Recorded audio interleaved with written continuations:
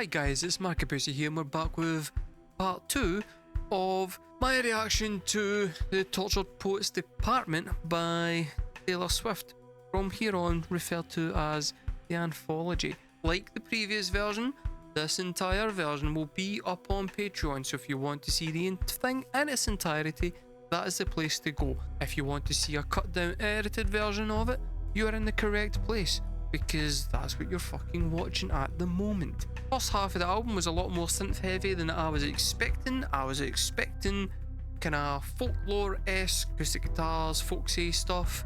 Turns out I'd got the vibe of the album completely wrong, but pleasantly surprised by that. I'm in an emotionally fragile state right now for reasons that I just don't really want to go into again, right? I just don't. So don't fucking ask. And I feel like this album's gonna break me. Taking on board the feedback that you guys gave me for part 1, here is how we're going to switch up the reaction to the Anthology. I got loads of comments, some comments from you guys saying, loved your reaction, loved the fact that you didn't try to figure out who the songs are about or anything. You spoke about the music production, you spoke about the writing, you spoke about the lyricism, and you focused on the music, and that made it much more enjoyable. And you're correct, I did do that and it was fucking great, and I did an amazing job of it and I smashed it. This one, we're going to spend the entire time focusing on who's the song's about, because I don't give you guys, I don't give you guys what you want. Don't give a shit about the production, don't give a shit about the lyrics. We've already seen that she can do that, right? I'm kidding, obviously I'm kidding. It's fine. If you guys want to sit there and fill me in on some information, then by all means, feel free to do it, because I do find it kind of interesting. I just find it interesting after the fact. For a first time listen, I don't want to have to be sitting thinking about, oh, I was about this person. Unless it's Matt Healy, that man can go fuck himself. Anyway, right, without much further ado, let's listen to some fucking Tay. The first song, if I'm right, and I am, is Black Dog.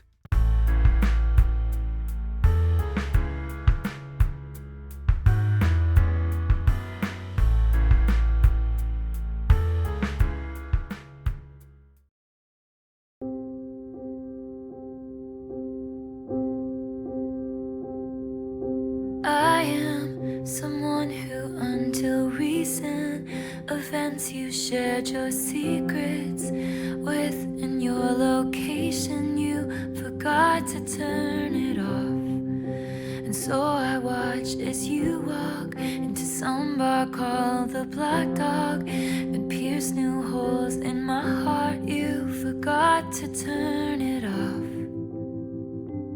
off. For fuck's sake. It's the fucking Caymans all over again. You got a joint account in the Caymans. Turn off your fucking location. A lot of people, not me, because I'm a changed and reformed man, right? But a lot of people will turn around and go, Taylor Swift has dated a lot of people, and then she sits there and says that all these guys are fucking assholes. What's the common denominator in all their relationships? It's Taylor fucking Swift. No, the common denominator is she goes out with idiots that don't turn off the location and don't get joint accounts in the game. Why do I always say joint accounts? She picks bad men. Bad boys. Anyway, he's in a pub called the Black Dog, right? So it turns out this entire time we've been sitting here arguing, is the Black Dog a symbol for an impending doom? Or is it this? Or is it that? And it turns out no, it's the name of a pub. And it hits me, I just don't understand how you don't miss me in the Black Dog. When someone plays the starting line and you jump up, but she's too young to know this song. I'm sorry for pausing it again, right? But that right there is official fucking evidence, right? More so than the scale, Wee Swifty's a fucking emo. Wee Swifty is an emo because he listens to the starting line. The starting line are emo. I feel vindicated. I feel fucking vindicated. Which is also the name of Dashboard Confessional song, which is also emo. Let's go. That was intertwined in the magic fabric of our dreaming. Old habits die. Screaming. Okay. No, that was cool. Fucking shit a brick there, but that was cool. Old habits die. Yes, that's so good. I move through the world with a heart broken. My longings stay unspoken, and I may never open up the way I did for you. And all of those best laid plans, you said I needed a brave man, then proceeded to play him until I believed it too. Oh. Okay, that's some good And it lyrics. kills me. I just don't understand how you don't miss me in the shower and remember how my rain-soaked body was shaking. Do you hate me? Was it hazing for a cruel fraternity I pledged? And I still mean it. Old habits die. Scream. 6 weeks of breathing clean air. I still miss the smoke.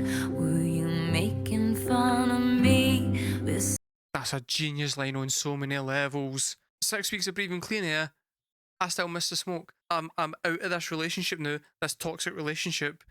But then you're liking that to somebody quitting smoking and still craving the thing that they know is bad for them, which is fucking genius. Genius. It's simple. It's clever. That's yes. Okay. Right. So here's my thing. Right. It seems like this song's about she caught somebody cheating because idiot didn't fucking turn off their location, and then she's like gone through that whole rejection phase where she's like, what was it about me? I put everything into this, and then you've fucking rejected me. The production on that wee bit when it comes in, you know the bit I'm talking about. That bit, that's fucking dynamite. some esoteric joke? Now I wanna sell my house and set fire to all my clothes I don't. and hire a priest to come and exorcise my demons. Even if I die screaming,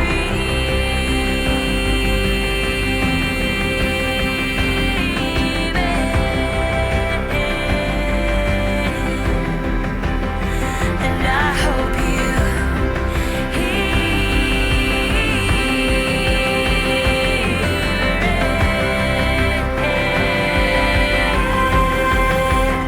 and I hope it's shitty in the black dog when someone plays the starting line and you jump up, but she's too young to know this song that was intertwined in the tragic fabric of our dreaming.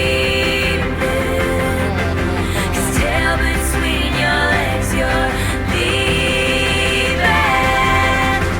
I still can't believe it, 'cause old habits die. Scream. Oh. The way that she like only just gets that last word out, that's beautiful. Lyrically, that song was an absolute fucking powerhouse, especially the back half. Like it felt like the song was just pure tension until it got to the bridge, and then it just kind of erupted in just anger. Taylor Swift level of anger. So, I mean, I would have liked, see if you'd whacked a distortion guitar in there. When she sang screaming, if she had screamed that note, oh, that would have leveled me. No, that song's a 10. That song's a 10, and I'll tell you why. Straight up emo. Straight up emo fucking banger. to the lyrics, to the melody, to the music. I'm gonna get you back. This this is instantly, just from the title, giving me the impression of, what was that Olivia Rodrigo single where she had kind of did the same thing. She's gonna get him back, and then she changed the connotation to mean like get revenge. And I think this might be similar. That's my initial impression. I don't know yet. Obviously, haven't listened to it. If it is, I'm gonna be slightly disappointed. I'm not gonna lie. Like, because it's no like Olivia Rodrigo to get ahead of somebody. It's usually her that's ripping off other folk.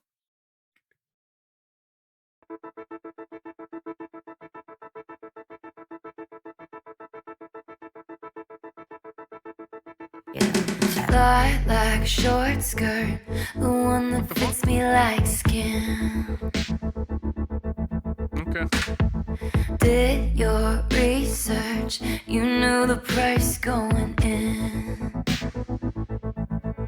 And I'll tell you one thing, honey, I can tell when somebody still wants me. Come clean, standing at the bar like something's funny. Bubbly, once you fix your face, I'm going in. Yeah. Whether I'm gonna be your wife or gonna smash up your bike, I haven't decided yet, but I'm gonna get you back. Whether I'm gonna curse you out or take you back to my house, I haven't decided yet, but I'm gonna get you back. I hear the whisper. Okay, so I mean, it kind of is the same theme idea as that Olivia Rodrigo song, kind of done better. The idea of the song's clever, right? From both artists, but there's a maturity and like lyrically there's a maturity and a kind of broader aspect to the ideas. In this song, Taylor's kind of addressed it better, and I think it's because with the Olivia Rodrigo one, it was basically she spent the entire chorus saying, "I want to get him back, I want to get him back," and then it was like one line at the end where she went, I flipped it on its head. Whereas this one, the entire thing is just, I don't know which way I'm going to turn right now. Like, I absolutely want to do something, but I don't know which way this is going to go. So you've got that kind of back and forth tension. Hopefully she resolves it by the end of the song so that we know which way she was going, but we'll see. Haven't decided yet, but I'm gonna get you back. I hear the whispers in your eyes, will make you wanna think twice. You'll find that you were never not mine. You're mine. Small talk, big love, act like I don't care what you did. I'm an Aston Martin that you steered straight into the ditch, then ran and hid. And I'll tell you one thing, honey, I can take the upper hand and touch your body, flip the script and leave you like a dumb house party. Or I might just love you till the end. Whether I'm gonna be your wife or gonna smash up your bike, I haven't decided yet, but I'm gonna get you back. Whether I'm gonna flip you off or pull you into the closet, I haven't decided yet, but I'm gonna get you back. I hear the whispers in your eyes, will make you wanna think twice. You'll find that you are never not mine.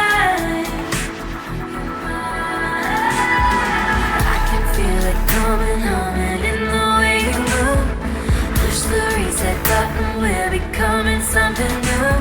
Say you got somebody, I'll say I got someone too.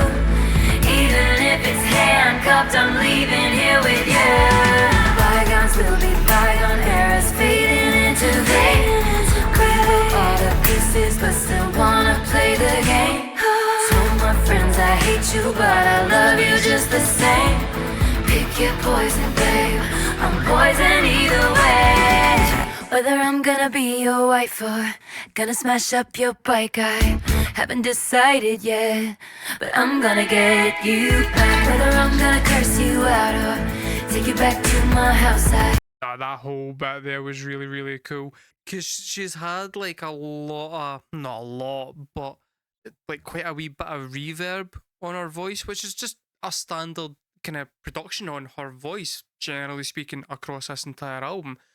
And then when they dropped that and had it so that it was like right up close and kind of personal and just really dry in the mix, and then they just drop all the instruments out, straight back in again. It's just cool. I don't feel like this is going to hit a resolution as to which one she's going to pick. I'm starting to think that maybe that's better. Just leave it ambiguous like that. The other thing I want to say is the synth that's in the background, like the kind of weird bass synth that is kind of going in and out, is providing all our attention in this song. And I really like the way that it keeps on changing time to go away the different parts of the song. Kind of slows down, it speeds up during the verses. It's just cool. Just an interesting wee bit of instrumentation that you don't always find in modern pop music. pick your poison, babe. I'm poison either way. Whether I'm gonna be your wife or gonna smash up your bike, I haven't decided yet. But I'm gonna get you back. Whether I'm gonna curse you out or take you back to my house, I haven't decided yet. But I'm gonna get you back. I hear the whispers in your eyes. Will make you wanna think twice. You'll find that you were never not mine. I'm gonna get you back. I started off thinking you kind of needed a wee bit of resolution in there so that the story goes full circle, but no, I'm now, I kind of, I see where she was going with it. I think I prefer that they've left it open to interpretation, like whatever way she was going to go. Let's be absolutely honest here. Look at the tone of the album so far. She's getting them back. And this is her way of doing it. I mean, why the fuck not? If you've got the power to go and do that kind of shit and get folk to like be all in, why not? So the other day there at my work, I mentioned Taylor Swift's album and in front of some guys, and they all started hitting me with the same critique that I used to put out there before I started properly listening. I mean, all she does is write songs about her ex-boyfriends, blah blah blah. I was sitting thinking about it and I was like, what's your favourite band, mate? And he was like, I love the Beatles. And I was like, you honestly gonna fucking tell me you're gonna sit there with a straight fucking face and tell me that the Beatles didn't write love songs? Are you fucking serious? And he was like, but they didn't just write songs with love songs. And I'm like, neither was Taylor Swift. And he's like, name me one song for Taylor Swift that isn't a love song. I was like, Nobody, No Crime. I was like, I haven't heard it. I was like, well, shut the fuck up then. You don't know what you're talking about. Like, I'm sorry, but just go fuck yourself, Carolina. Like, that's got nothing to do with fucking. That's not a relationship song. Go fuck yourself. I was like, she's got that song where the whole point of that other song, I can't remember the name of it, but the one where she's like a young girl in a small town and she's all like, oh, I've got this talent, but I'm really scared to leave this town and go and see if I can make it out in the big world. That's got nothing to do with fucking relationships. If you've got a legitimate insult to put towards Taylor Swift, right? So, for example, right, I can say right now, I think her pop songs are, from a musical point of view, fairly simplistic, fairly boring, and rely entirely on the hook. Like, she'll write a hook and just put that as the pop song. And then they'll push that out there because it'll go critically massive with all the fucking wee 14-year-olds that go, there's a hook. And that's fine. That's fine. Because she does that. She sells that shit. So that gives her the fucking free reign to do whatever the fuck else she wants on the album. Fine. I'm totally fine with doing that. And I'm totally fine with people saying that our pop music is shit. But you can't use the whole, oh, she's just going to get another boyfriend so she can write an album. Pish. shooting at me, what the fuck's his name, for 6 years, and I'm pretty sure she brought out more than one album in that time.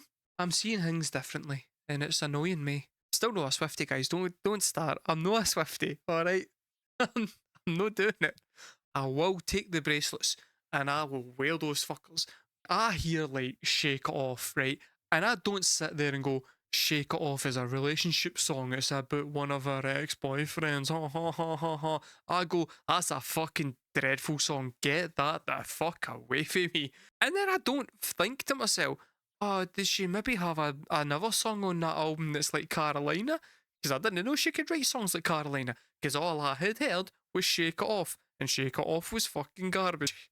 First Taylor Swift reaction I did was Exile. And I only chose to do Exile because she did it with Bon Iver, and I thought that'd be quite an interesting thing to do because I quite like, well, I actually don't like Bon Iver, but I see him as like a serious artist, and at that point, I hadn't been seeing Taylor Swift as a serious artist, and I've explained why, because Shake It Off is garbage, right? How many times do you then have to listen to a song that's like Exile? How many times am I going to have to hear a song from Taylor Swift like that, and then still sit there and be really kind of like, and it's frustrating because I'll be honest with you, I don't like being wrong. I don't like being wrong. I like going in with ill-informed opinions that I just make up in my head as I go along, and I like proving myself right. I've never even heard 95% of the shit that ends up on the channel, but I've got to do intros and stuff, so I just make shit up as I go along. I go, what's the band name? Oh, they probably sound like this then, and then I just go for it. And if I'm right, amazing, and if I'm wrong, fucking angers me. I got a comment earlier on my Leonard Skinner video saying, you have got no musical knowledge, and I'm like, that man's got my number. That man knows me. Like, he had pegged me in one video. That song was that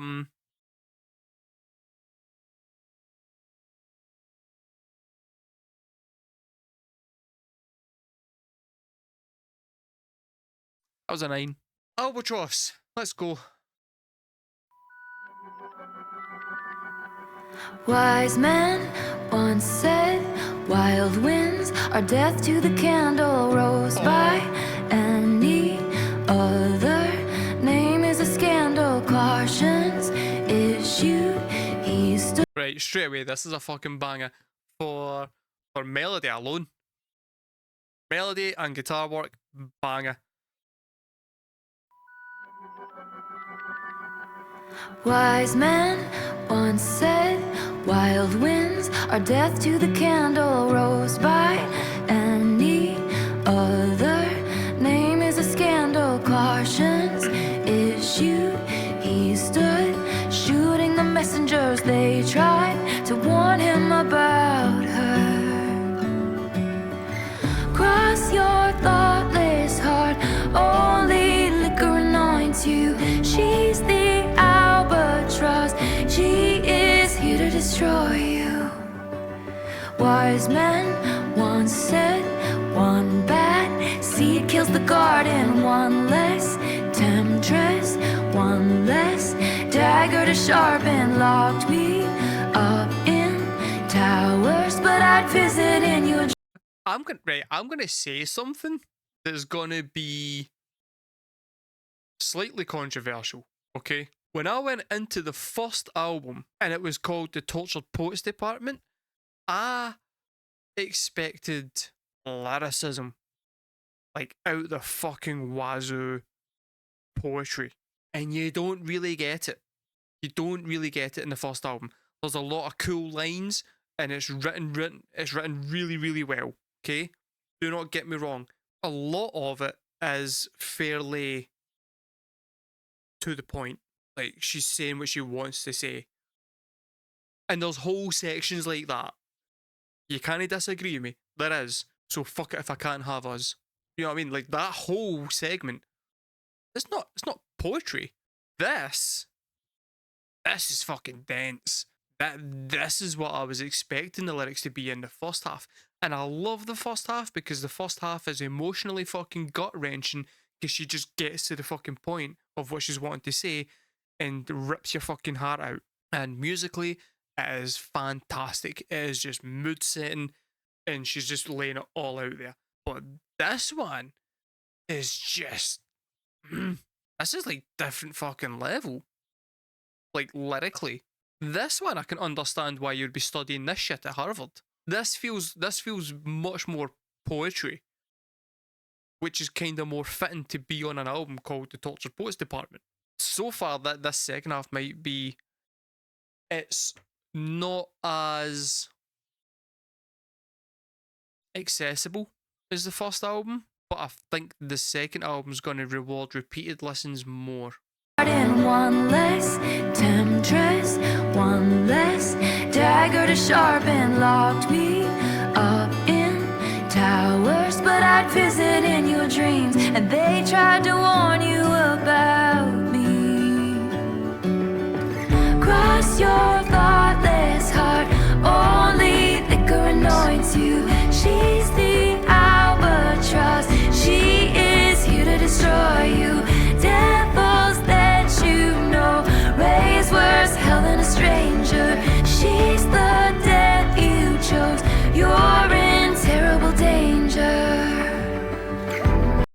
No, I'm sorry, but devils that you know raise worse hell than a stranger. Such a good fucking line. I know that you guys understand this already, right? So just hear me out. I'm explaining it for the audience. What she keeps doing, which I find really, really clever, is taking ideas and constructs and phrases that you're already familiar with and then putting a slight spin on it to go and illustrate something that she wants to say. So, for example, you've got the phrase, is better the devil you know, which people always say because they're like, well, you're better off with this thing that's shit because you don't know that the thing that you're going to replace it with might be worse. And she's coming along and saying, but the devils that you know, they've got the ability to put you in more misery than what a stranger can. It's like, I'm better off with this person because I know what this person's capable of. It's like, yeah, but that person's also aware of exactly how to hurt you, whereas a stranger isn't. And that's fucking genius. That's legitimately genius. So far, that might be my favourite line on this album. She's the death you chose, you're in terrible danger. And when that sky rains fire on you, and your persona non grata, I'll tell you how I've been there too.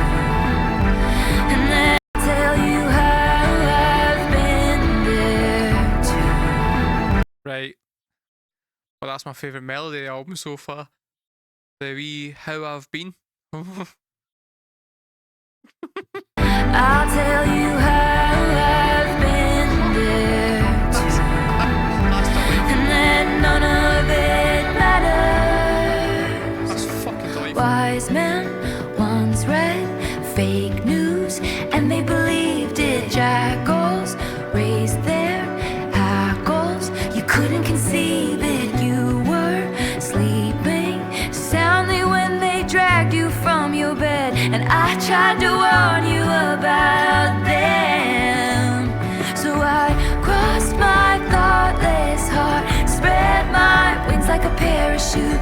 I'm the Albatross, I swept in at the rescue. The devil that you know looks now more like an angel. I'm the life you chose, and all this terrible danger.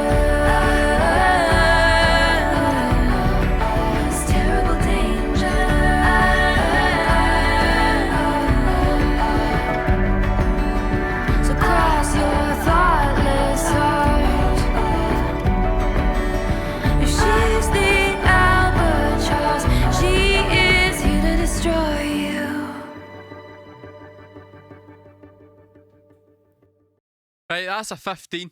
That one was a 15. Instrumentally, beautiful. The guitar line, lovely. just lovely. Lyrically, fucking stunning. Her singing, gorgeous. Melodies. It's a 15, lads. It's a that's a. It's the best song on the album. I've decided straight away. Best song on the album. If any of yous know how to get in touch with Taylor Swift or Jack Antonoff to let them know that there is such a thing as a snare drum and that they can use it now and again. I just want a fucking snare in there somewhere. Just somewhere. Just to get a bit of beat. just get a bit of beat. Doesn't it beat? Any song. Now's the time for a snare drum. Nah. We're going to give you another bass drum. We'll give you more bass drum. Fucking heard the bass drum. Give me a snare. Just put a snare in there for a bit. There was one of the songs started with a snare drum. Once it went do. No snare drum for the rest of the song. Teasing bastards. See if there's no snare in the rest of this album. It's scoring a 2. The next song is Chloe or Sam or Sophia or Marcus. You hologram stumbled into my apartment, hands in the hair of somebody in darkness, named Chloe or Sam or Sophia or Marcus, and I just watched it happen as the decade would play us for fools. And you saw my bones out with somebody new who seemed like he would have bullied you in school, and you just watched it happen. If you wanna break my cold, cold heart, just say I loved you the way that you were. Oh, yeah. If you... No, it's the acoustic guitar that's making this absolutely fucking beautiful. The acoustic guitar is making this fucking beautiful. Also, the way she sang cold, cold, lovely. Would have bullied you in school, and you just watched it happen. If you wanna break my cold, cold heart, just say I loved you the way that you were. If you wanna tear my world apart, just say you've always... Just when you've said the sequel to Exile. Okay, so there's, I want to say a synth there going doo-doo. If you wanna tear my world apart, which is the exact same as the guitar line to a Bon Iver song.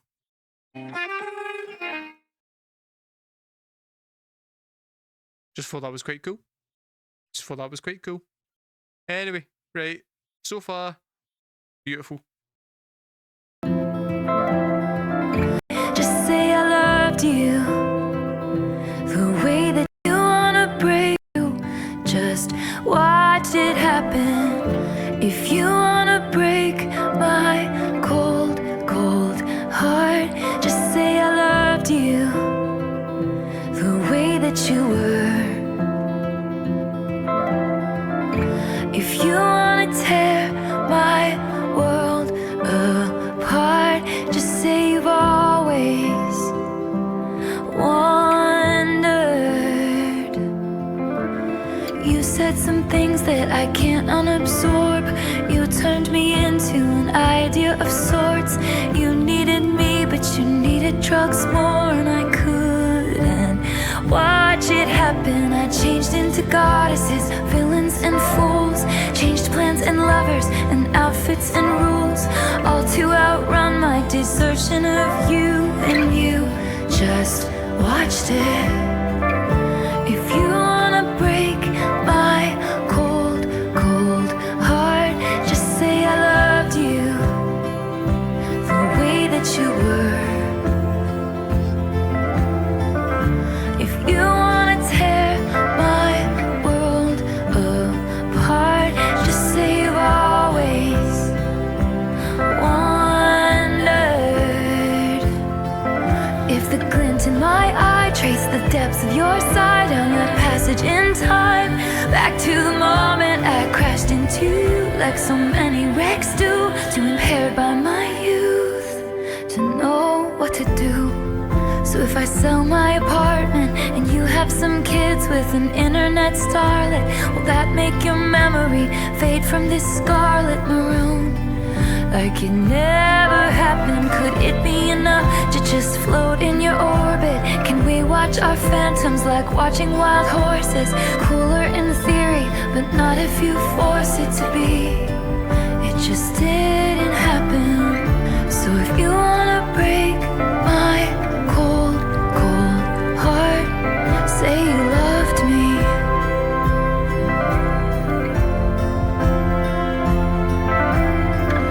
And if you wanna tear my world apart, say you'll always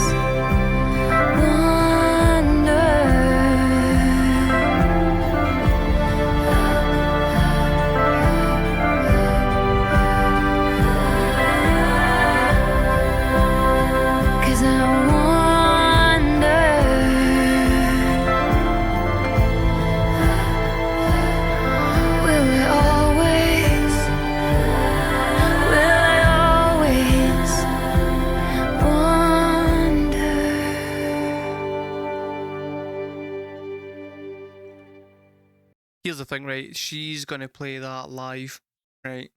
And there's gonna be an arena of folk screaming that song at her. And that is gonna be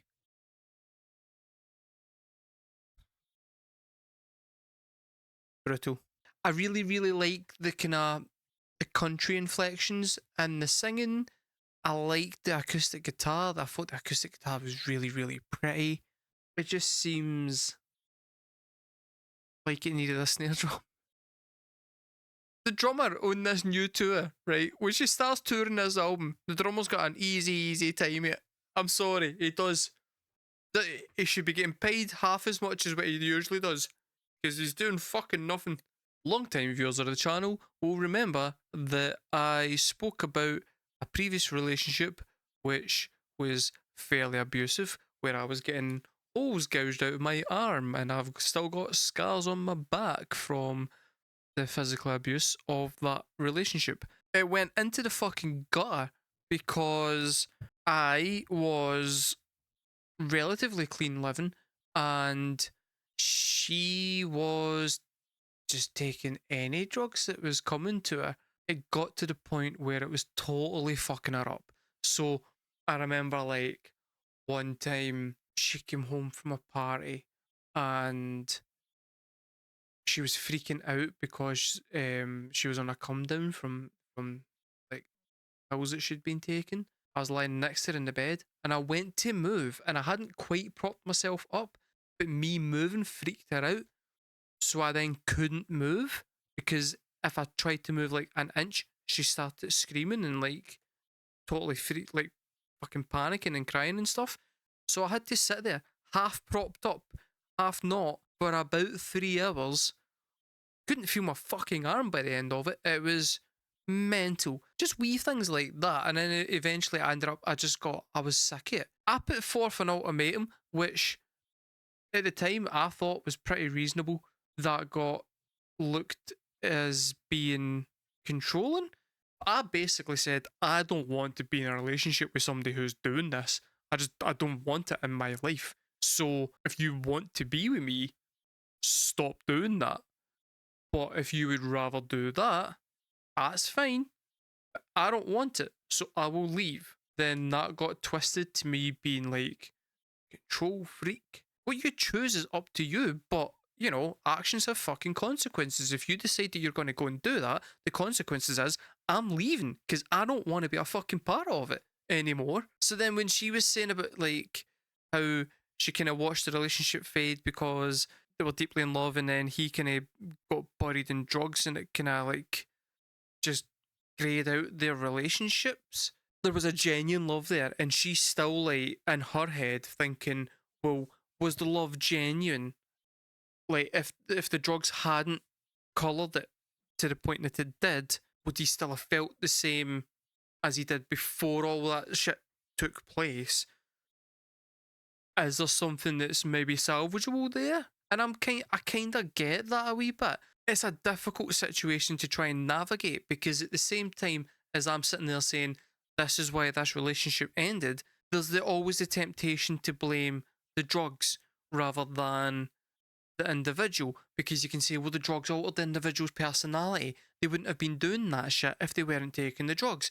But they chose to take the fucking drugs. So then it's like, how do you reconcile the two things in your head, and how do you come away with a legitimate answer of what happened to make this end? If you take away the one factor, is there still an underlying foundation there that's workable? I'm going to be completely fucking transparently honest here, guys, okay? And if that upsets some of yous and makes you not want to watch the channel anymore, it's a hit that I'm going to have to take, okay? I listened to about half of Folklore. I actually really enjoyed it, right? I really enjoyed it. But the fans in the comments made me not want to do Taylor Swift videos anymore. I was starting to really get into it, and then I just went, you know what, this isn't fucking worth it anymore. I'm not allowed to speak without just getting absolutely fucking shut down by people. I'm aware that what I'm saying is wrong, but there's a respectful way of going and telling me, or you could just be a dick about it. And I get the first video, I was a bit of a prick, but I had been deliberately really nice like after that, and it was like every time I did a video where I was like, that's about as nice as I can be, because I do find criticisms in songs. That's just what I fucking do. I was like, this is mental. So I stopped doing it. But to that point, I was like, I'm not a Swiftie. Like, I'm just not a fucking Swiftie. You know what? I did them because I wanted to branch the channel out a little bit. I felt it was a bit unfair that it was so heavily skewed towards a certain type of music. I felt like it was kind of limiting the channel a bit. So I thought I'll do a couple more and then I'll move the fuck on. And then she brought out the new album. In my head, I thought, I'm just going to do the album because it's big and splashy and it'll maybe help the channel out. I then heard the album. So this is probably as good as time as any to say that I'm like, for anybody who is like joined the channel and that to get my TTPD reaction and then they're going to move on, yeah, I'm probably doing the rest of the albums. So I'm going to do Folklore, which I've already heard most of, but I'm going to do it. So that I can review it properly. I'm going to do Evermore because, as far as I'm aware, Evermore's like a sister album to fucking Folklore. So I know I'm probably going to like it. I figure, let's do Midnights. I don't want to do the long pawn sessions, and I'll tell you why. Because the long pawn sessions are the ones that I did. So I figure, listen to the actual album versions. I might do more. I don't want to do every album, because I know that the first album is going to be shit. I know I'm not going to like it. It's like a wee country fucking album, or like a wee breakout country pop album. No interest. What did I give that song? What did I give that last song? I gave it a 10. I gave it a 10. Right, so now we're on to whatever this song is. I don't actually know.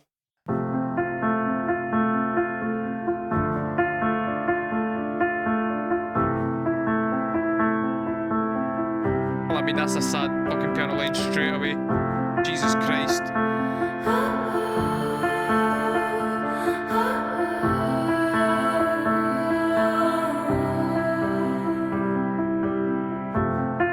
We hereby conduct this post-mortem. He was a hothouse flower to my outdoorsman.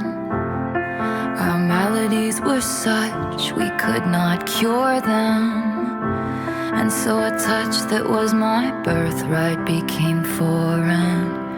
Come one, come all, it's happening again. The empathetic hunger descends. We'll tell no one except all of our friends. We must know. How did it end?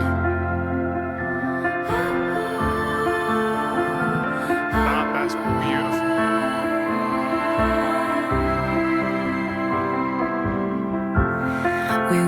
blind to unforeseen circumstances. We learned the right steps to different dances and fell victim to interlopers' glances. Lost the game of chance, what are the chances? Soon they'll go home to their husbands, smug cause they know they can trust him, then feverishly calling their cousins. Guess who we ran into at the shops, walking in circles like she was lost. Didn't you hear? They called it all off. One gasp and then how did it end?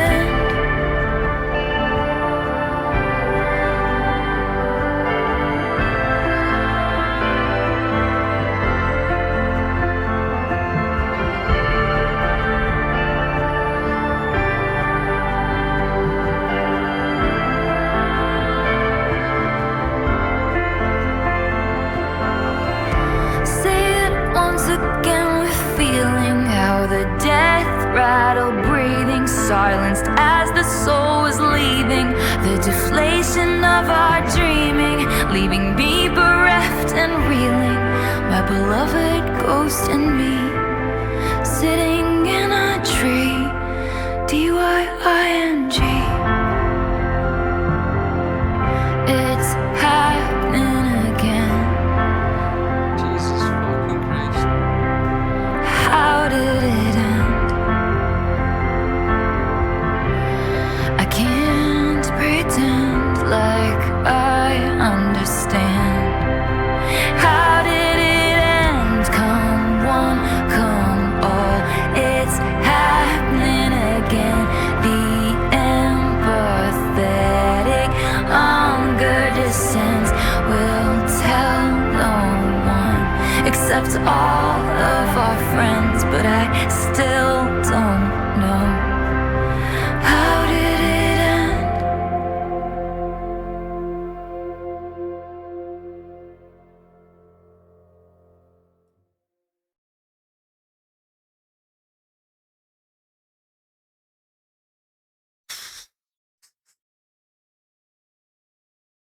Yeah, that's the best song on the album. That's it. Whew. I mean, that was fucking devastating. That was absolutely. A lot of you guys are going to say, here's why this song was so good. The lyrics and that bridge in particular, which, oh, pure poetry. And anybody DYING, right, that is genius, right? I will give you that. It's genius, okay? But that's not what makes that song so good. It's the music. It's the fucking backing vocals. It's just pure sadness. They've looked at the lyrics and went, right, this needs a mood. This needs a mood. It's the backing vocals. The backing vocals are just. How did it end?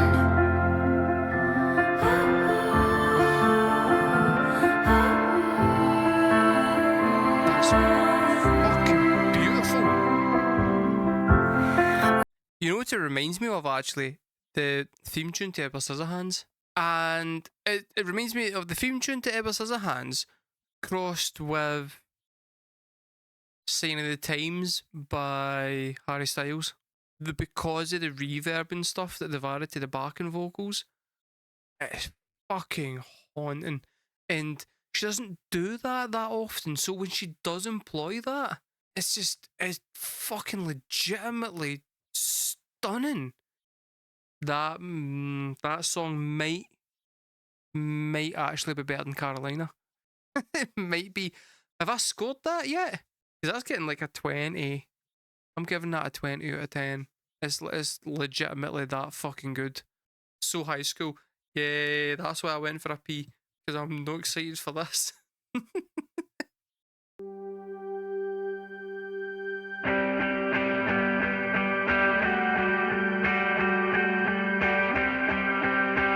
Right, straight away with this guitar, right, I'm getting heavy Friday Night Lights montage. I'm getting ready for fucking big coach Eric Taylor to come out and go, let me tell you something else, and then give me an inspirational speech. Right, let's go, lads.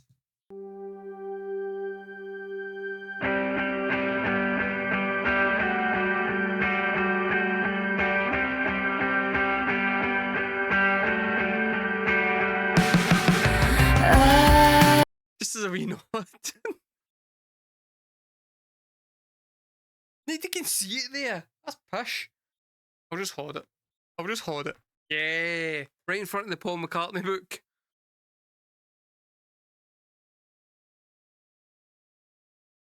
Oh, it's fine. I'll do. Yous know it's there. Coach Taylor's ways and spirit. Let's go.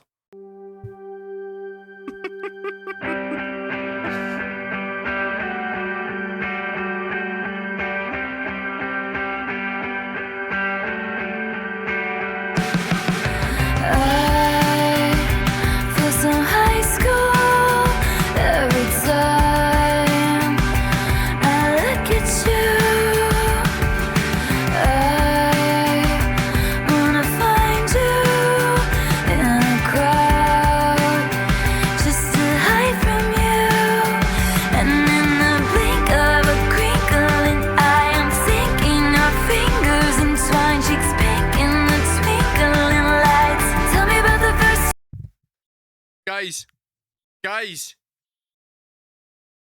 are yous hearing what I'm hearing? A fucking snare drum. It's about bastard time. It's a nice sounding snare drum as well. It's nice. It's got a good production on it. It turns out they know what they're doing. I look at you.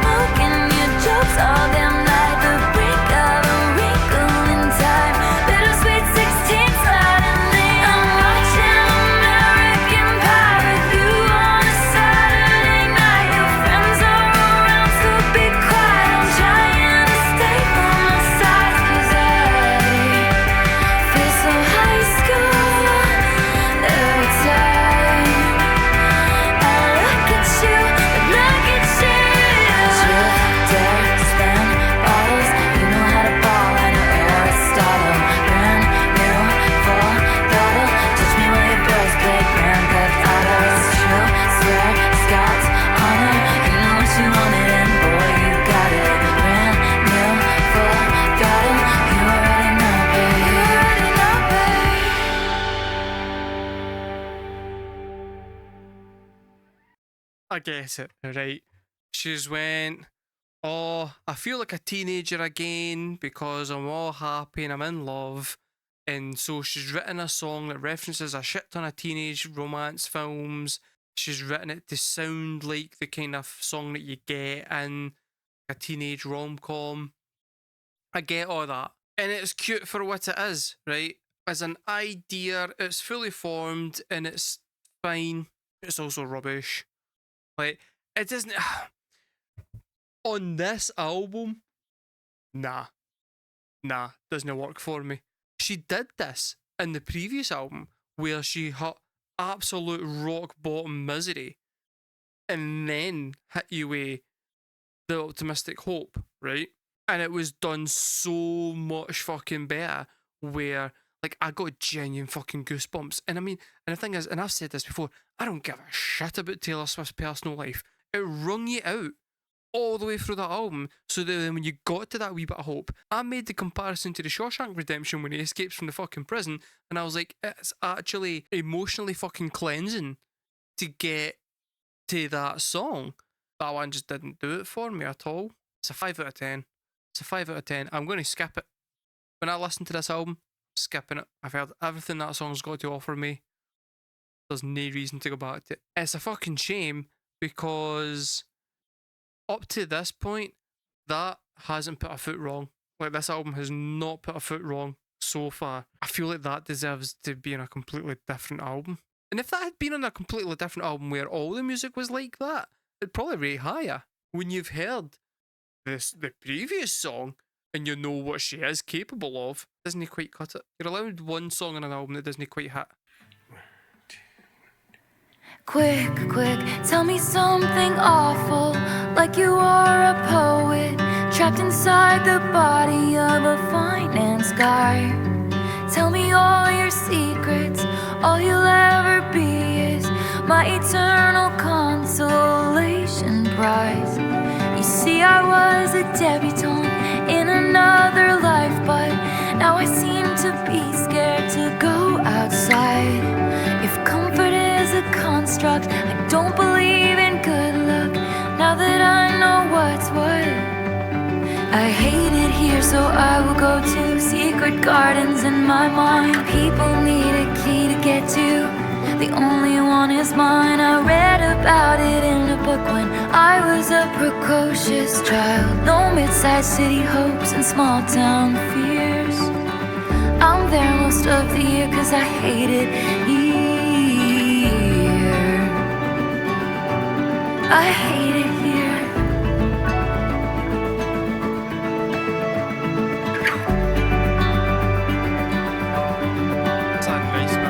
My friends used to play a game where we would pick a decade we wish we could live in instead of this.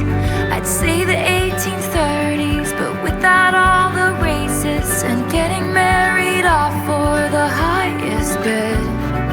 Everyone would look down, cause it wasn't fun now. Seems like it was never even fun back then. Nostalgia is a mind's trick. If I'd been there, I'd hate it. It was freezing in the palace. I hate it here, so I will go to lunar valleys in my mind. When they found a better planet, only the gentle survived. I dreamed about it in the dark. The night I felt like I might die. No mid-sized city hopes and small town fears. I'm there most of the year cause I hate it here. I hate it here.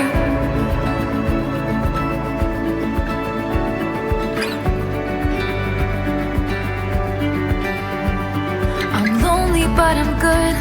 I'm bitter but I swear I'm fine. I'll save all my romanticism for my inner life, and I'll get lost on purpose. This place made me feel worthless.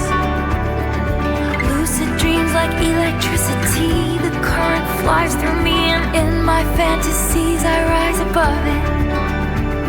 And way up there, I actually love it. I hate it here, so I will go to secret gardens in my mind. People need a key to get to. The only one is mine. I read about it in a book when I was a precocious child. No mid-sized city hopes and small town fears. I'm there most of the year 'cause I hate it here.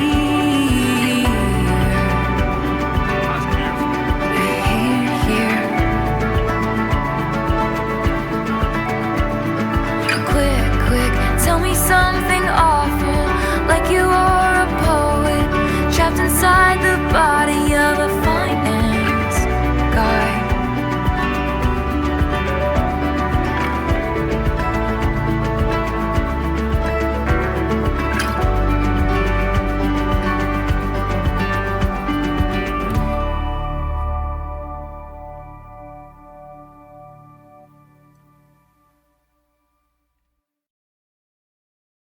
I'm glad we're back to the misery. I'm glad we're back to the misery. It's weird because it's one of those things where it's like I don't want her to be miserable, but it's when she does her best work. Honestly, this may be a personal preference, right? But I find beauty in misery, art that is really fucking sad and miserable, and looking at the kind of lowest aspects of like the human psyche is a way for me to unburden my fucking demons, and I'd listen to it and I get it out of my fucking system that way. I managed to maintain a wee happy medium because of it. So I don't listen to happy music. I thought that song was just really pretty and really sad, but the guitar line was fucking beautiful. Melodies were beautiful. It's weird though because she's basically saying that like life round about her is absolutely fucking batshit misery.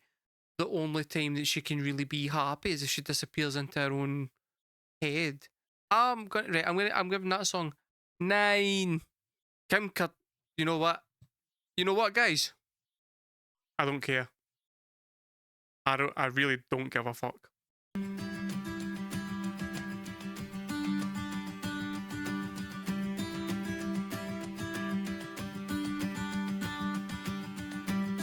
When I picture my hometown, there's a bronze spray tan statue of you and a plaque underneath it that threatens to push me down the stairs at our school. And it was always the same searing pain, but I dreamed that one day I could say, all that time you were throwing punches, I was building something. And I can't forgive the way you made me feel. Screamed fuck you, aIMee, to the night sky as the blood was gushing. But I can't forget the way you made me heal.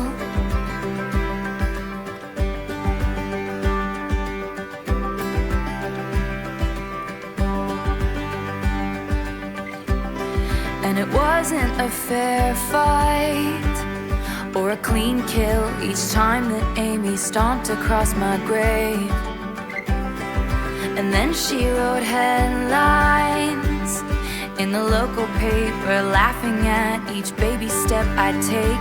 And it was always the same searing pain, but I prayed that one day I could say, all that time you were throwing punches, I was building something.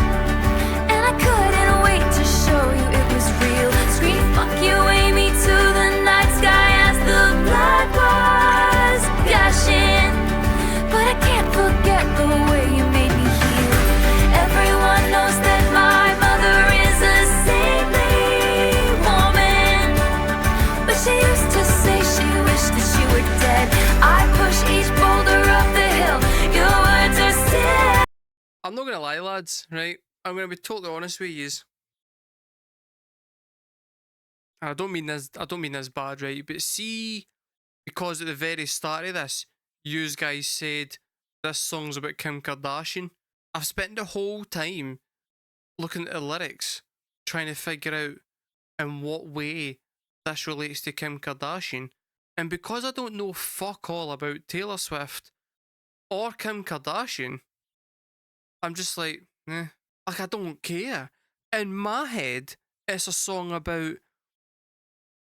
She had written a song previously about how she grew up in a small town and she had talent and she was with that guy and she wanted to leave the town with that guy to go and pursue her dreams.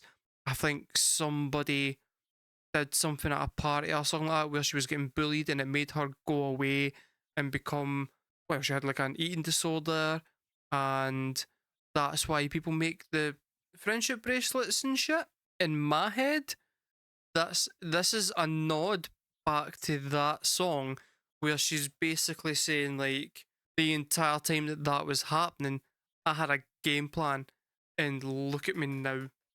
Like you actually physically can't fucking bully me now because I am here and I'm above it all. I'm kind of untouchable, and that's kind of like that's my takeaway from this so far, because she's doing that whole, like, she's just went and referenced Sisyphus pushing the boulder up the hill. And the whole point of that is like you're struggling against life constantly, and then how like just as you start to reach the top and you feel like you're about to get somewhere, the boulder rolls back down, you've got to start it all over again. She's crested the hill now in her head, now that she's like in a nice relationship and she's happy and she's fucking biggest artist in the world. She's crested that hill. And I don't think any bully has got anything on her anymore. And I don't know if that's got anything to do with Kim Kardashian. Don't care, really. It's just, from a personal standpoint, it's nice to see someone who has been bullied overcome the trauma that can inflict. Because that can be kind of long lasting.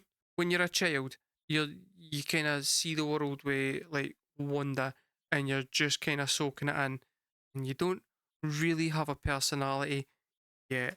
And then when you're hitting your teenage years, that's when you're starting to figure out who you are and who you want to be.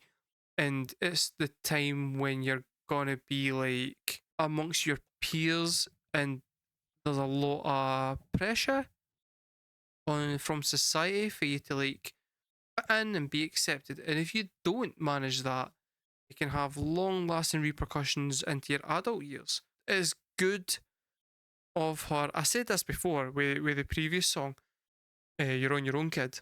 Good of Taylor to be making a point of focusing on that it doesn't need to be like that for people who are going through the same thing now. It's good of her to be able to go, I also went through that, and look at me now. It's like a wee symbol of hope for folk, which I feel is important. Whatever this has got to do with Kim Kardashian, who, let's be honest here, is an absolute fucking just a bag of shit at the best of times. So who really gives a fuck? Just bring it in my head, bring it in my head. I wrote 1,000 songs that you find uncool. I built a legacy which you can't undo. But when I count the scars, there's a moment of truth that there wouldn't be this if there hadn't been you. That's lovely. That's her acknowledging that the torment that she had is kind of helped to shape the person that she's became. So she's like, well, without you having done that to me, I would never have had the trials that I've suffered, and I wouldn't be the person I am today without that. And I really, really like that as she reaches that realization, the music just drops out, and there's just a really clear bit of nice guitar work. There's no reverb or anything, it's just pure clarity. It's a nice bit of using the music to accentuate what the theme of the song's about. And maybe you've reframed it, and in your mind you never beat my spirit black and blue.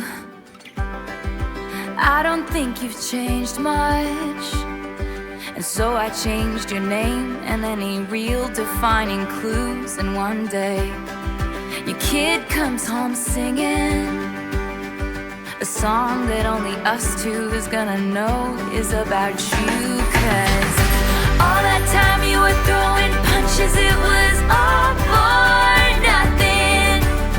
And our town, it looks so small from way up here. Screams thank you, aIMee, to the night sky, and the stars are stunning. 'Cause I can't forget the way you made me feel. Everyone knows that my mother is a saintly woman, but she used to say she wished that you were dead. So I pushed each boulder up that hill. Your words were still just ringing in my head, ringing in my head. Thank you, aIMee. Thank you, aIMee.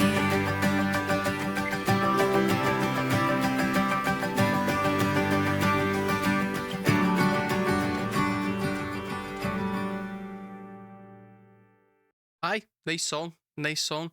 I like that basically her takeaway was, I'll get to the point where I'm actually so fucking like good at what I do. My revenge is gonna be that your child likes me. It's not even revenge at that point. It's just total domination. There's no fucking fight involved in that at all. It's just, fuck you. What are you actually bringing to the world? Because I'm assuming it is about Kim Kardashian. It's like, what are you actually fucking adding of value to the world? Whereas me, I've got your fucking child singing my songs. Mic drop, see you later, go fuck yourself. It's a very, very clever fuck you. Just saying. It's a very clever fuck you. It's fortunate for Taylor that she's in a position to be able to do that. But, you know, it works. I'm going to score that one a 7, and it might have scored higher, but you guys ruined it, so it's going to a 7. It was pretty good. It's nowhere near the best song in this album. Right, hold on. What's this song again? I look in people's windows. Right, okay. I mean, that's creepy, but okay.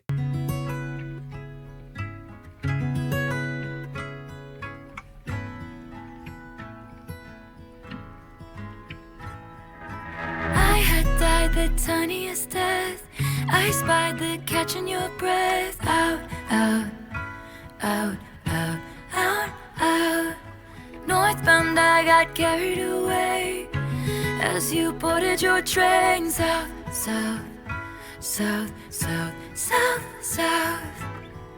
A feather taken by the wind, blowing.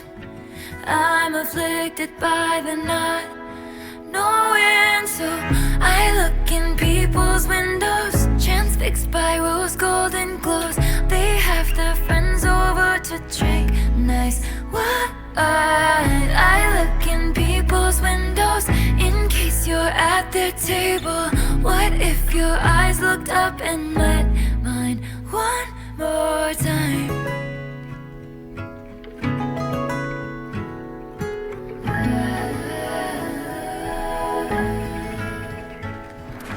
You had stopped and tilted your head. I still ponder what it meant. Now, now, now, now, now, now. I tried searching faces on streets. What are the chances you'd be down, down, down, down, down, down? Does it feel alright to not know me? I'm addicted to the if only. So I look in people's windows like I'm some deranged weirdo. I attend Christmas parties from outside. I look in people's windows in case you're at their table. What if your eyes looked up and met mine one more time? So when she's talking about looking in people's windows, is she meaning one person in particular? When she's saying like one more time? Yeah, that was really, really pretty. It was slight. Instrumentally, that's one of the nicest songs on the album. Melodically, it's really pretty. Yeah, I feel it was a bit. I feel it was a bit slight. It maybe needed, and it's kind of similar to the song on the previous album where it was like don't worry, I can like control, like I can handle this guy, and then with the whoa, actually no, I can't. That one, story wise, it made sense to end where it ended. This one feels like it does just kind of run out of steam. Yeah, it was nice. Like, and I wouldn't skip it because it is quite short. But I feel like it's lacking like a big kind of bridge or a big kind of outro. I'm going to score that one 7. Purely because I feel like it is a bit too short. Next song is The Prophecy. Let's see how fucking depressing is this one going to be. I'll be honest, the more depressing the better. It's the kind of mood that I'm in. I'm in the mood for something quite sad.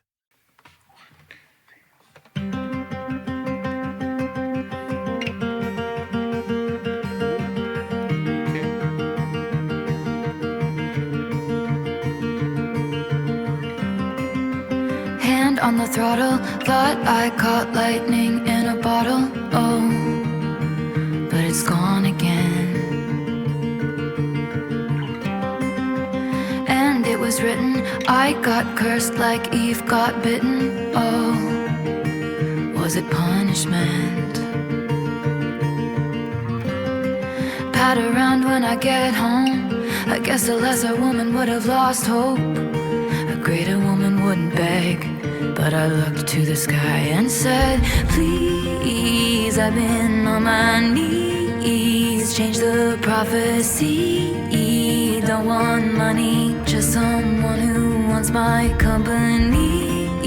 Let it once be me. Who do I have to speak to about if they can redo the prophecy? Cards on the table, mind play out like fools in a fable. Oh, it was sinking in. Oh. It was really nice, right? And then the second guitar came in during that second verse, and it's just taking it up a notch. Like the twinkly guitar is, it's off the scale on this one, but it's giving me kind of fairly heavy Fleetwood Mac vibes. Not when the full band's playing, but you know how the like Fleetwood Mac would occasionally break out just an acoustic song. It's giving me that kind of vibe. She's got a wee bit of Stevie Nicks happening with some of her kind of line delivery. This one's fairly emo. It's fairly emo. In a fable, oh, it was sinking in. Slow is the quicksand, poison blood from the wound of the pricked hand. Oh, still I dream of him. Please, I've been on my knees. Change the prophecy. Don't want money, just someone who wants my company. Let it once be me. Who do I have to speak to about if they can redo the prophecy? And I sound like an infant, feeling like the very last drops of an ink pen. A greater woman stays cool, but I howl like a wolf at the moon. And I look unstable, gathered with a coven round a sorceress table. A greater woman has faith, but even statues crumble if they're made to wait. I'm so afraid I sealed my fate. No sign of soulmates. I'm just a paperweight in shades of grayish. Spending my last coin so someone will tell me it'll be okay.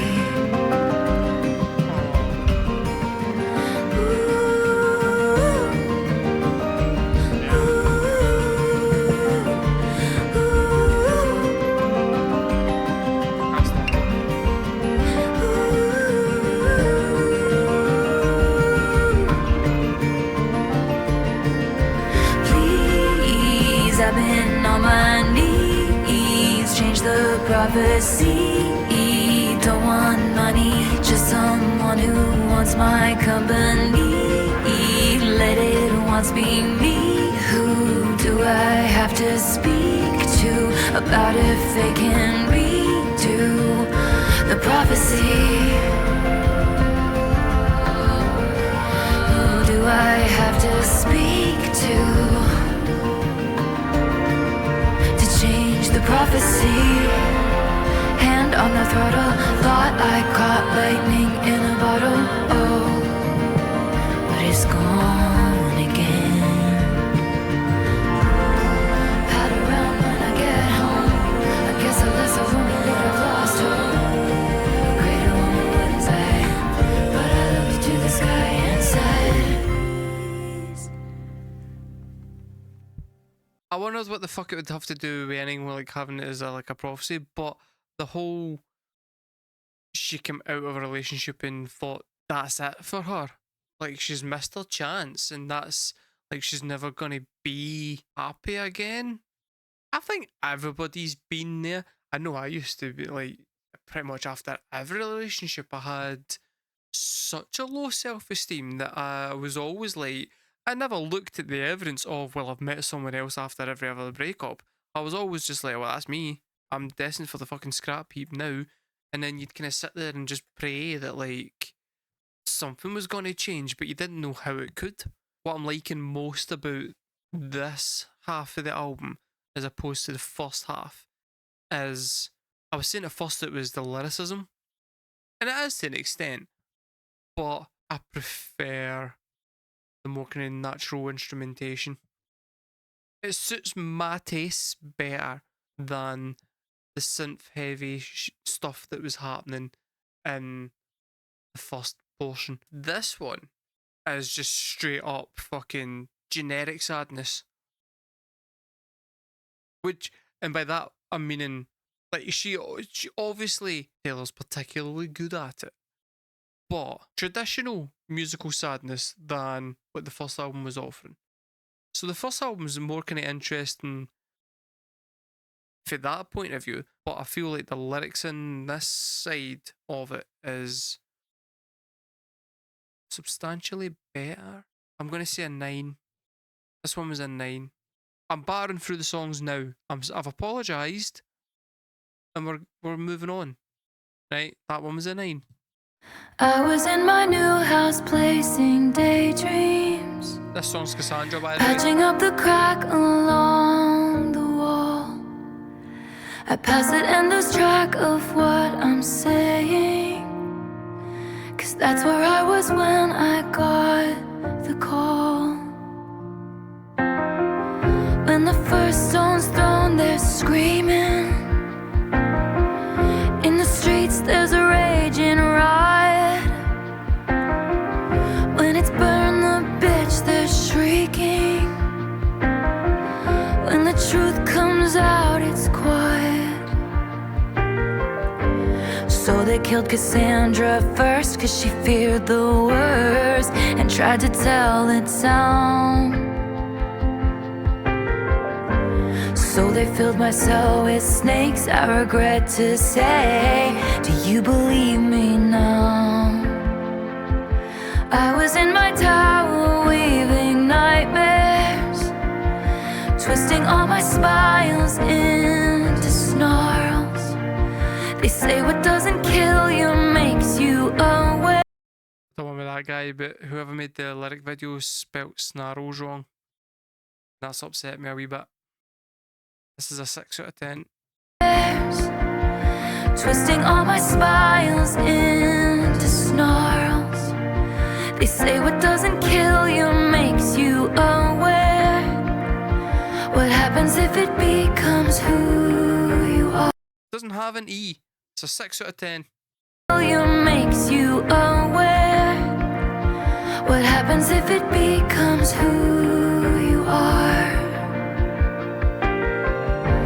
So they killed Cassandra first, cause she feared the worst, and tried to tell the town. So they set my life in flames, I regret to say. Do you believe me now? They knew the whole time that I was onto something. The family, the pure greed, the Christian chorus line, they all said nothing. Blood's thick but nothing like a payroll. That they never spared a prayer for my soul. You can mark my words that I said it first.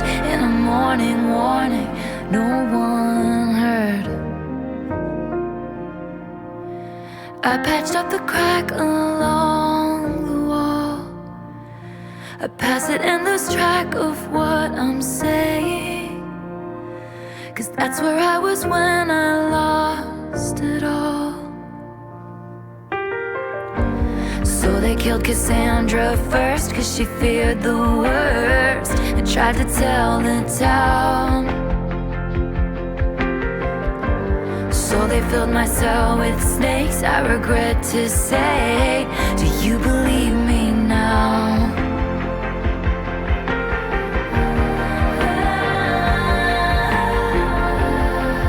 I was onto something. They all said nothing. Blood's thick but nothing like a payroll. Bet they never spared a prayer for my soul. You can mark my words that I said it first. In a morning warning, no one heard. No one heard. Not a single word was heard. When the first stone's thrown, they're screaming. In the streets there's a raging riot. When it's burned the bitch, they're shrieking. When the truth comes out, it's quiet. It's so quiet.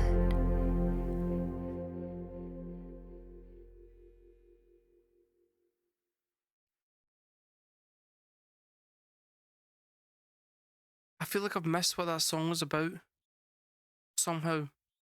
Cassandra in Greek mythology was a Trojan priestess dedicated to the god Apollo and fated by him to utter the true prophecies, but never to be believed. And that makes sense for that whole bit, right?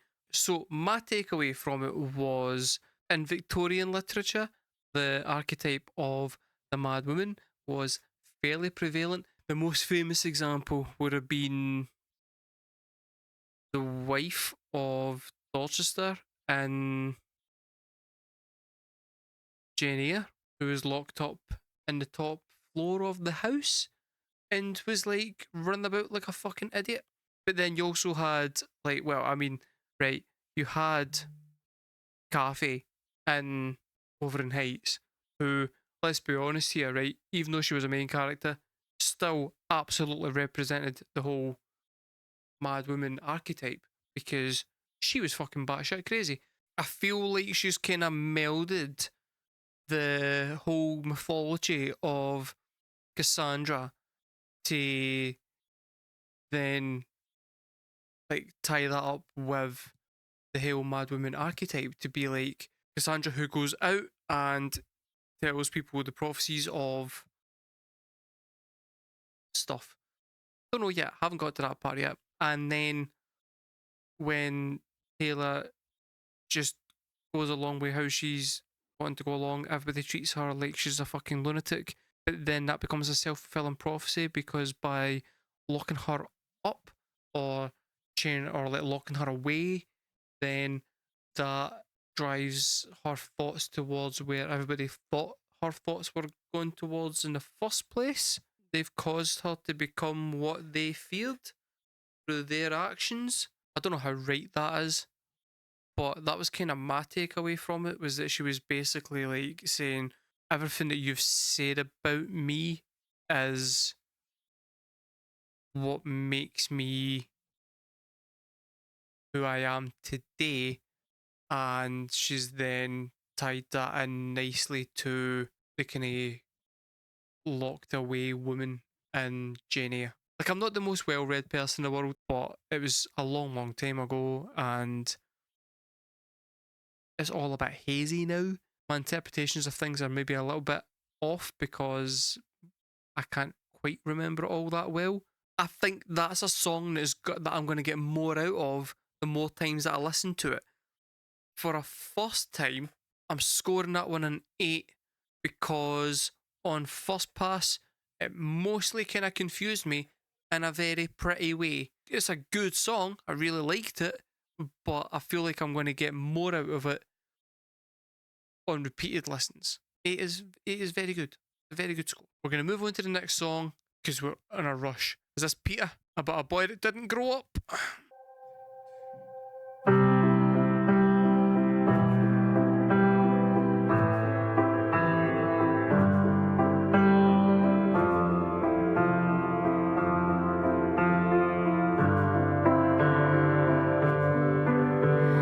Forgive me, Peter, my lost fearless leader, in closets like cedar, preserved from when we were just kids. Is it something I did? The goddess of timing once found us beguiling. She said she was trying. Peter, was she lying? My ribs get the feeling she did. And I didn't wanna calm down. I thought it was just goodbye for now.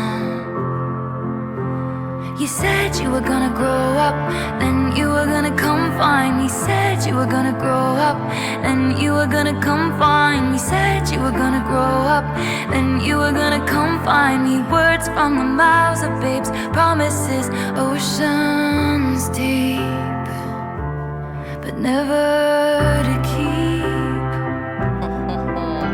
Okay. Never to keep.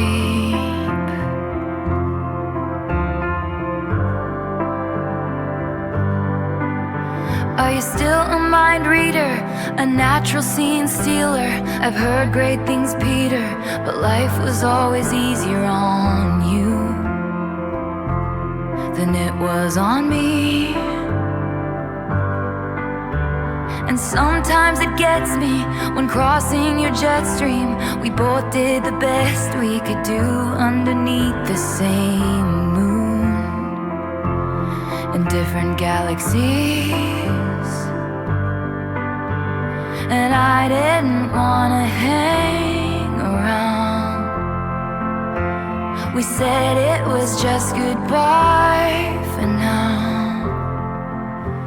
You said you were gonna grow up, then you were gonna come find me. Said you were gonna grow up, then you were gonna come find me. Said you were gonna grow up, then you were gonna come find me. Words from the mouths of babes, promises, oceans deep, but never to keep.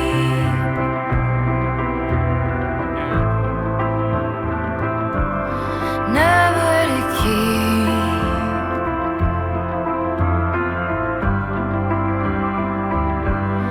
I won't confess that I waited, but I let the lamp burn as the men masqueraded. I hoped you'd return with your feet on the ground. Tell me all that you've learned, 'cause love's never lost when perspective is earned. And you said you'd come and get me, but you were 25 and the shelf life of those fantasies has expired. Lost to the lost boys chapter of your life. Forgive me, Peter, please know that I tried to hold on to the days when you were mine. But the woman who sits by the window has turned out the light. You said you were gonna grow up, then you were gonna come find me. Said you were gonna grow up. You said you were gonna grow up, then you were gonna come find me. Said you were gonna grow up. You said you were gonna grow up, then you were gonna come find me. Said you were gonna grow up, then you were gonna come find me. Said you were gonna grow up, then you were gonna come find me. Words from the mouths of babes, promises, oceans deep,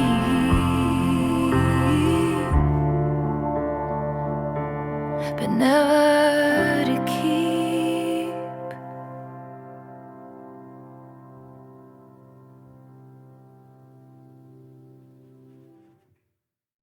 The way that at the end there, the backing vocals kind of swooped in, and then at the crescendo, the rest of the music came back in again, just carry the song through to the end, was lovely. So yeah, it's about Peter Pan, and basically it's about she was in a relationship with someone. They loved each other, but they are worlds apart but whereas with Peter and Wendy, they're worlds apart because Wendy's on here and Peter's in Neverland. Here she's using that as a metaphor for like emotional distance, and she's like, well, I've sat and I've waited for you, but by the time you've gotten ready to finally be with me the way that I want to be with you, I've moved on.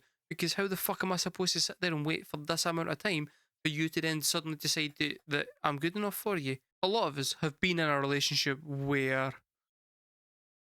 the maturity levels are not the same, and you don't realise it at first. You go into the relationship and it's like it's giddy at first. You're both immature. It kind of links back into the Friday Night Lights song from earlier, where young love makes you feel like a teenager again. It de-ages you mentally, and then as you become comfortable with each other, your true personality starts to kick back in.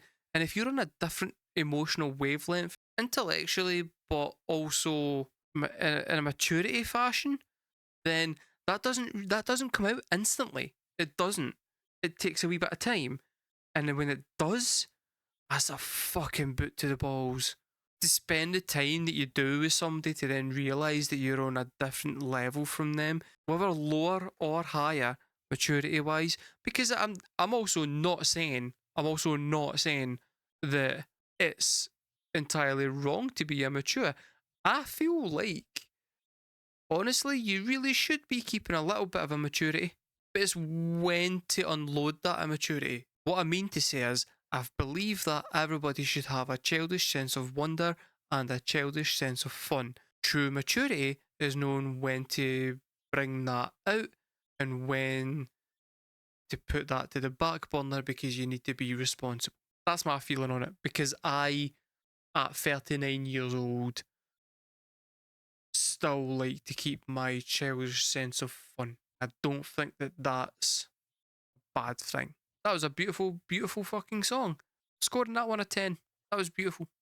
I really, really liked that one. I liked the literary references all the way through it. This is very pretty. On to the next one. The Bolter. The Bolter. By all accounts, she almost drowned when she was 6 in frigid water.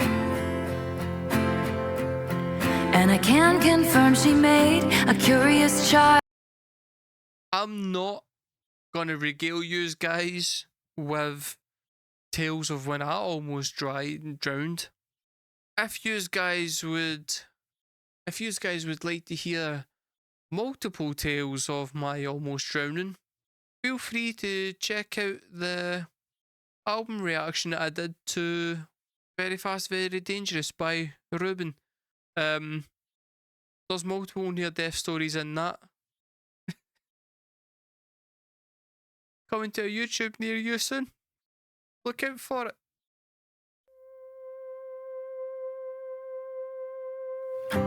By all accounts, she almost drowned when she was 6 in frigid water.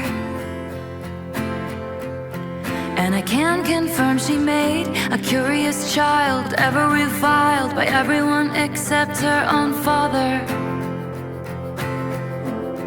With a quite bewitching face, splendidly selfish, charmingly helpless, excellent fun till you get to know her. Then she runs like it's a race. Behind her back, her best mates laughed, and they nicknamed her the Bolter. Started with a kiss, oh we must stop meeting like this, but it always ends up with a town car speeding out the drive one evening. Ended with the slam of a door, then he'll call her a whore. Wish he wouldn't be sore, but as she was leaving, it felt like breathing. All her fucking lives flashed before her eyes. Okay, that was gorgeous. It feels like the time she fell through the ice, then came out alive. He was a cat, wanted her bad, just like any good trophy hunter. And she liked the way it tastes, taming a bear, making him care, watching him jump, then pulling him under. And at first blush, this is fate, when it's all roses, portrait poses, Central Park Lake in tiny rowboats. What a charming Saturday, that's when she sees the littlest leaks down on the floorboards, and she just knows she must bolt.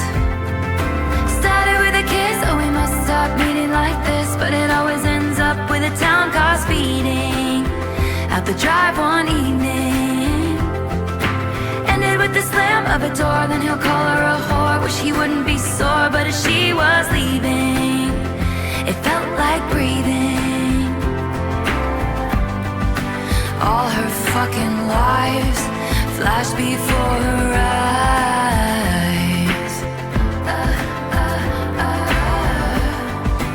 It feels like the time she fell through the ice, then came out alive. She's been many places with men of many faces. First they're off to the races, and she's laughing, drawing aces, but none of it is changing. That the chariot is waiting, hearts are hers for the breaking. There's escape and escaping. Started with a kiss, oh we must stop meeting like this, but it always ends up with a town car speeding out the drive one evening. And I with the slam of a door, but she's got the best stories. You can be sure that as she was leaving, it felt like freedom. All her fucking lives flashed before her eyes.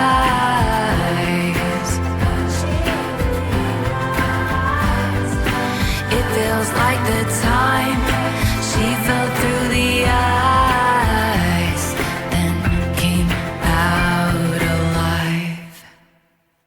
I liked that one. So that felt for me like she got made fun of when she was young for the way that she run, and she's used that as a wee kind of like metaphor to go, but running away from stuff is how I deal with stuff. Like if I find myself in a bad situation, I just run away from it. And that's how I protect myself. And that's why people call me the bolter, because I spend my life running away from situations that I find potentially dangerous. And she's linked that back to the time that she almost drowned. I'm right there with you. I'm right there with you, Tate. I have almost drowned many, many, many a time. But I don't run away from the water. I get in a speedboat. I just don't swim. Because I can't. Compared to some of the songs on this is the thing, right? That's a good song, right? It's a good song. But when in comparison to some of the songs on that album, it's an 8. So, guys, you might notice that I am dressed differently. I feel like I should explain and kind of to an extent apologise. In the previous stream, At the very start, as I pressed start stream, my keyboard broke and I had no idea how to fix it. Then my internet cut out at one point. I had spent the entire stream with quite a severe headache. And I was kind of trying to fight through it and just enjoy the album anyway. Kind of weighing on me a little bit. It was obviously affecting the mood, I feel. Then right as we got to the second last song of the album, my camera froze. So basically by that point I had no working camera, no working keyboards, my head was pounding, and it was about 3 a.m. and I just gave up. I gave up and I was a little bit despondent. The first album reaction I felt had went really, really well and I was really excited for it and I was really excited to do the anthology. And then it just felt like the gods were against me and it was frustrating and I came away from it a little bit downtrodden and annoyed and I didn't want to finish the album. I'll be honest. I decided to get the fuck over myself and just finish it. So I've managed to get everything back up and running. I don't know how that happened. And we're going to do the last two songs. So basically, this is getting recorded completely separately, not on stream or anywhere else. And I'm just going to tack it onto the previous stream. So it's going to be slightly different in that I don't have any chat giving me any kind of hints as to what the songs are about, and I've got no one to bounce off of. So this is going to be purely me going in, hearing the songs, giving my opinions. All of that is to say, sorry guys for if you notice. Like I tried to hide it, but if I didn't do a good job, that's why I was kind of slightly off in the previous, like up to now in the video. Everything's working now. I'm in a better mood. So we're going to go in, we're going to listen to the last two songs. We're going to see, does the anthology end on a banger the same way TTPD did? Because TTPD ended on quite a hopeful note. It was nice. And I liked it because you needed it. You needed it after the absolute misery swamp that you'd went through. So the first song is, no, the first song, it's like the 14th song. Robin. We're going to do Robin.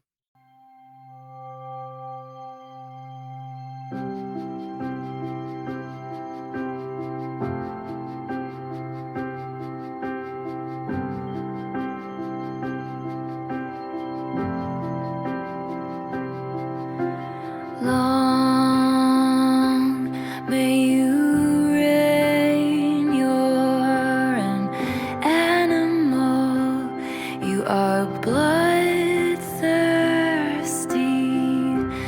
out window panes, talking utter nonsense, you have no idea, strings tied to levers, slowed down clocks, tethered, all this showmanship to keep it for you in sweetness. Way to go, tiger. Nice. Higher and higher, wilder and lighter for you.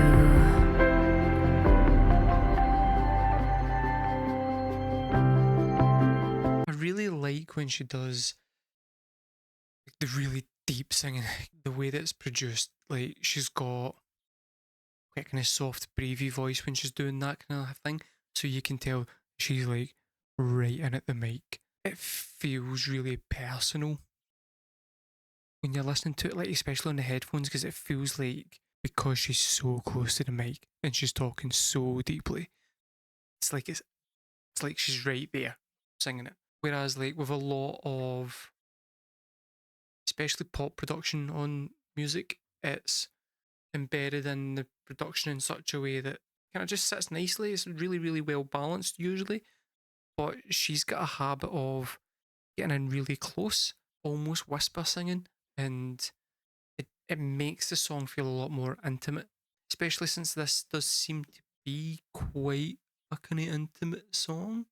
I think it's about a relationship as such, though. I'm not getting that vibe from it.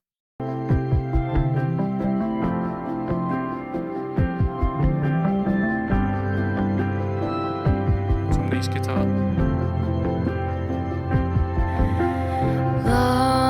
Long may you roar at your dinosaurs.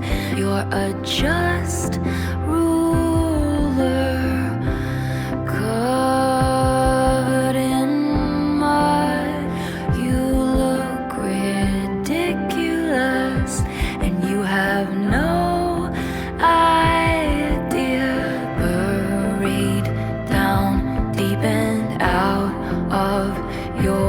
Yeah, I think the song's about a kid. I think she's written a song about somebody's kid. That whole verse there about like roaring at your dinosaurs and rolling about in the muck is stuff he did as a child. I was at the park the other day there. It was the first nice warm day that Scotland's had in decades. I was at the park with my friends. They had brought their kid with them, and he's like 4, I want to say. And there was a point where like he was on the swing for ages, and then at one point he just went and started rolling along the grass. And I was watching him, and it just reminded me of how kind of carefree it is to be a kid. Like I was kind of talking to his dad about it, and I was like, do you remember when you were a kid and like that was the highlight of your day, just rolling about in the grass? I must have been about 8, something like that. We stayed in like a cul-de-sac, and across the road from the cul-de-sac was woods, and I used to spend every summer running about the woods, finding good sticks, using that stick as a machine gun, because I had just seen Jurassic Park and I was hunting dinosaurs and just climbing trees and stuff. The bullshit stuff that you do when you're away is just it's cute. It's cute. Reach the secret, we all vowed to keep it from you in sweetness. Way to go, tiger.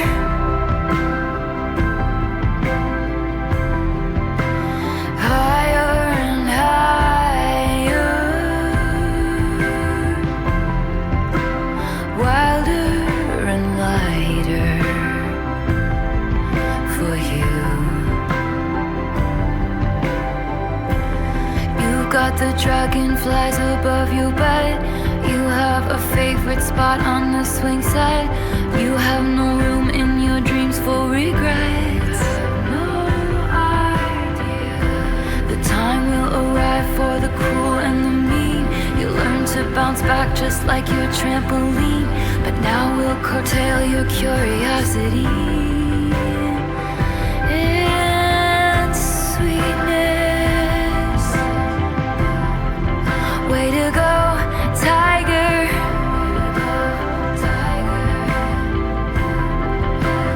Higher and higher,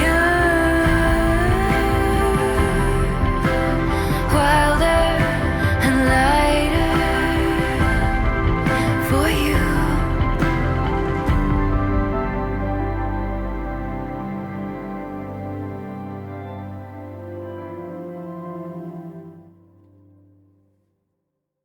It's a weird addition to the album because the entire album so far seems to have been very, very, very heavily relationship based and extremely personal. So it seems a bit kind of odd and out of place to suddenly have thrown in a song that was not about an ex lover or a current lover or about how she feels about her life. It is more about some kid that she knows and about how like she enjoys watching him being carefree, which is what it seems to be what the song's about. At the same time, just a really, really pretty song. I'm going to score that one an 8 because I feel like that's the kind of song that if I'm in the mood for it, it's a 12. But if I'm not in the mood for it, it's a skip. Like I need to be in a certain frame of mind to get the most out of that song, which I'm currently in. I'm currently in that frame of mind. but I also know myself well enough to realise that I'm not always going to be. That brings us neatly onto the last song of the Anthology and of the entire enterprise, song 31, the Manuscript. As a business owner, you have enough on your plate, so we made digital marketing tools to do the heavy lifting for you. Constant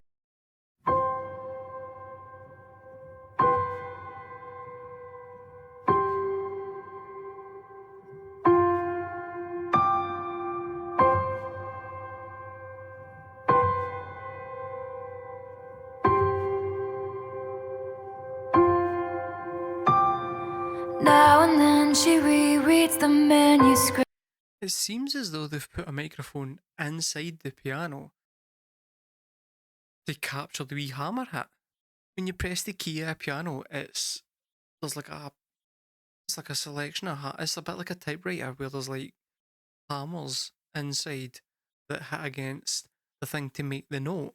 And it seems as though they've went and put the microphone inside that to get the hammer note, which is really cool.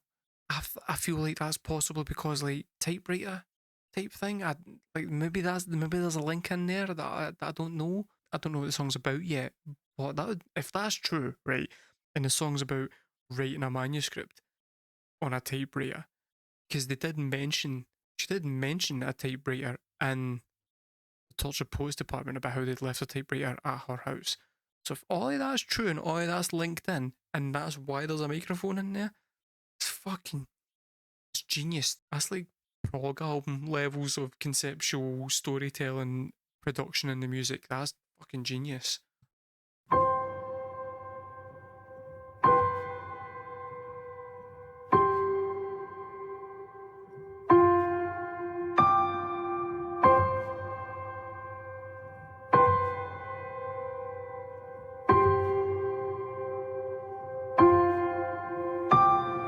Now and then she rereads the manuscript of the entire torrid affair.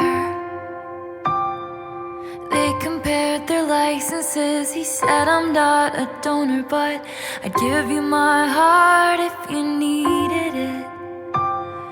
She rolled her eyes and said, you're a professional.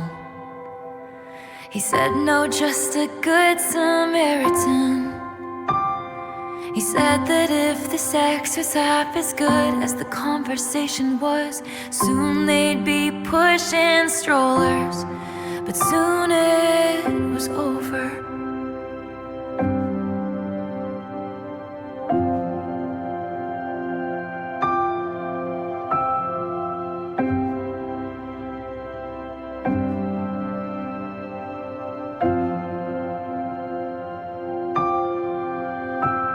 In the age of him, she wished she was 30 and made coffee every morning in a French press. Afterwards, she only ate kids' cereal and couldn't sleep unless it was in her mother's bed. Then she dated boys who were her own age, with dartboards on the backs of their doors. She thought about how he said, since she was so wise beyond her years, everything had been above board. She wasn't sure.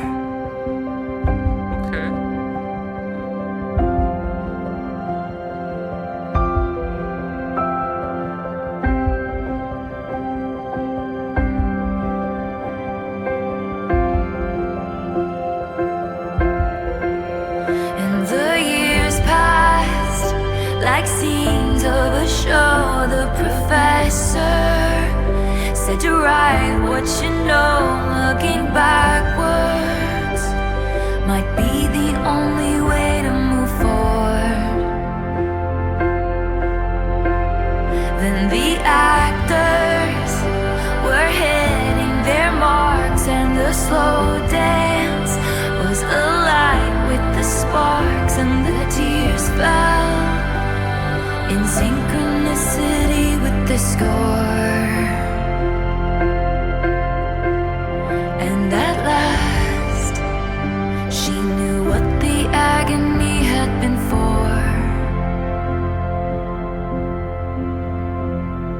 The only thing that's left is the manuscript. One last souvenir from my trip to your shores. Now and then I reread the manuscript, but the story isn't mine anymore.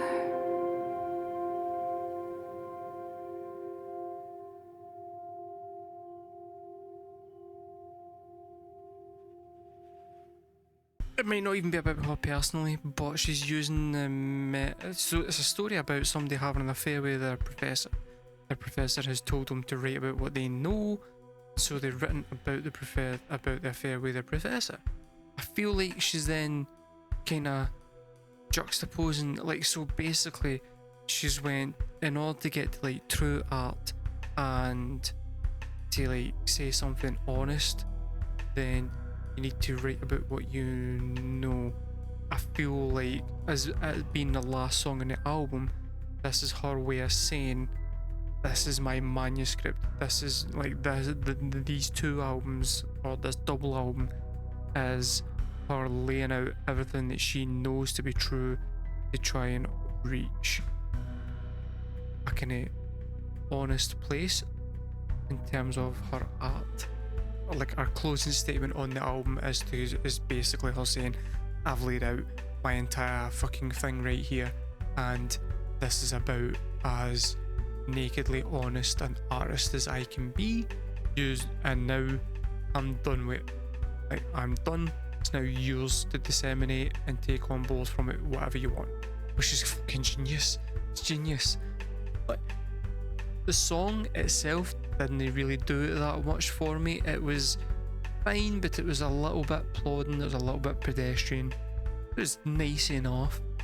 I would score it a 7 out of 10. It was nowhere near the best song on the album. It's not the worst song on the album. It's a closing statement for the album. Fucking genius. I wouldn't say I was in a massive rush to listen to it again. I would probably skip that one and go back to the start of the album, if I'm being totally honest. Right, so it scored in total 153, and there's 15 songs. So you whittle that down, and it's a 10 out of 10. 10 out of 10 album. Which, yeah, I'm going to agree with that. Like, in retrospect, yeah, it's a 10 out of 10 album. And it's scored slightly higher overall than the first album, which I also agree with, because musically, I like the change of pace in this, from going away from the synth stuff into the more kind of natural folksy sound. That's more my taste, so I like it better. I think lyrically the second half is stronger than the first. I think the first might overall have better songs, but the songs on the second one that hit harder. I didn't have any respect for her before as an artist. That's kind of did it for me. I'm not gonna lie. Which leads me nicely to the next thing that I want to say, which is, guys, we're going to put a poll up on the YouTube channel for you guys to vote on what should be the next Taylor event thing that I react to. So that could be Folklore, the entire Long Pond sessions, it could be the Evermore album, Midnights, it could be the Eras tour if I'm able to do that in some way. I'm going to make a selection of possible candidates and I'll put it up in a poll on YouTube, and then you guys can vote for it. Just like to remind everyone that if you enjoyed the video but you want to see the entire unedited reaction, because there is going to be stuff that I'm cutting out of this, that 100% is. The unedited version is in 2 parts for reasons that were explained earlier, up on Patreon. Feel free to go and join the Patreon. It's at patreon.com/markabusi reactions. Once we have done the poll and we've decided what we're doing next with regarding Miss Swifty, that will be getting done live on Twitch, so feel free to come and join the Twitch channel at twitch.tv/markabusi reactions. But yeah, guys, that was Anthology by Taylor Swift. Let me know in the comments below, what was your favourite song from the album? Which one got you personally in the feels? Because I'm sure there was one. Happy Markabusi, guys. Thank you very much for watching, and I will see you next time.